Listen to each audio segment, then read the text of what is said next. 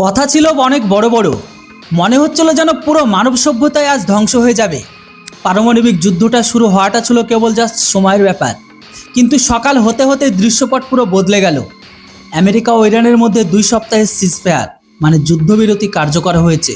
যুদ্ধ শেষ নয়, কিন্তু মনে রাখবেন এটাই যুদ্ধের সমাপ্তি নয়, সির্ফ একটা বিরতি বা ব্রেক।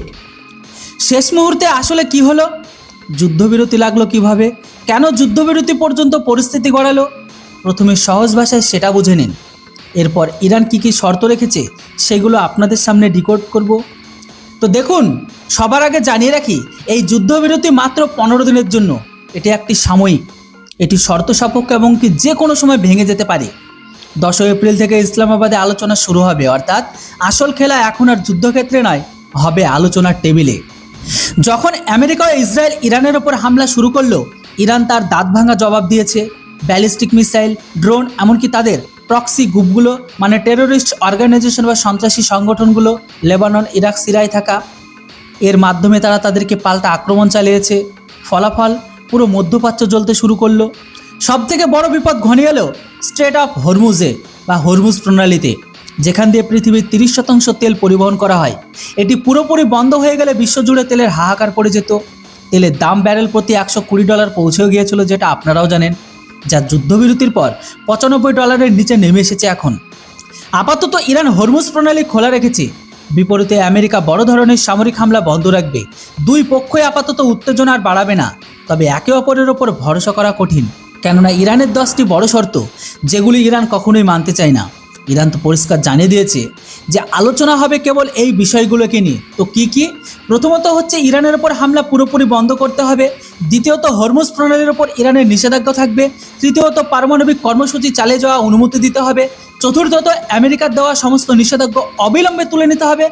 পঞ্চম, সেকেন্ডারি স্যাংশন বা অন্যান্য সমস্ত বিধিনিষেধ সরাতে হবে। ষষ্ঠ, জাতিসংঘের আগে প্রস্তাবগুলো রদ করতে হবে। সপ্তম, IAEA এর সমস্ত নেতিবাচক প্রস্তাব বাতিল করতে হবে। অষ্টম, যুদ্ধের ক্ষয়ক্ষতি বাবদ ইরানকে সমস্ত ক্ষতিপূরণ বা ভরপাই দিতে হবে। নবম, পশ্চিম এশিয়া থেকে মার্কিন সেনা বা মার্কিন ঘাঁটি প্রত্যাহার করতে হবে।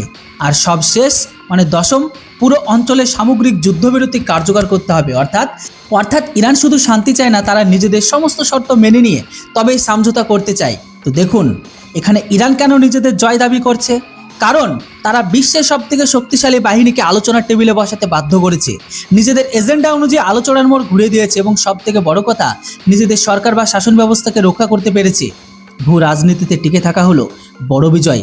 হ্যাঁ, ট্রাম্প কেন এবার পিছিয়ে এলো সেটা আপনাদের বলে দিই। এর পেছনে মূলত 4টি প্রধান কারণ রয়েছে। কারণ অর্থনৈতিক চাপ, তেলের চড়া দাম এবং বৈশ্বিক সাপ্লাই চেইন ভেঙে পড়ার ভয়। দ্বিতীয়ত হচ্ছে নির্বাচনের ভয়, সামনেই মিড টার্ম নির্বাচন, লম্বা যুদ্ধ চলে জনসমর্থন হারানোর ভয় ছিল।